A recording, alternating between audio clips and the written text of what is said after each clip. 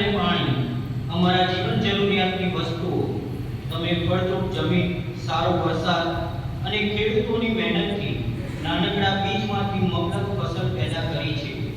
તે જ રીતે અમારા વિચાર, વાણી, વર્તનમાં પણ ઈશ્વરની અમિત દ્રષ્ટિથી અમને પરિપૂર્ણ કરો તેવી પ્રાર્થના સાથે આ અનાજ અને પાણીની ભેટ કરીએ છીએ.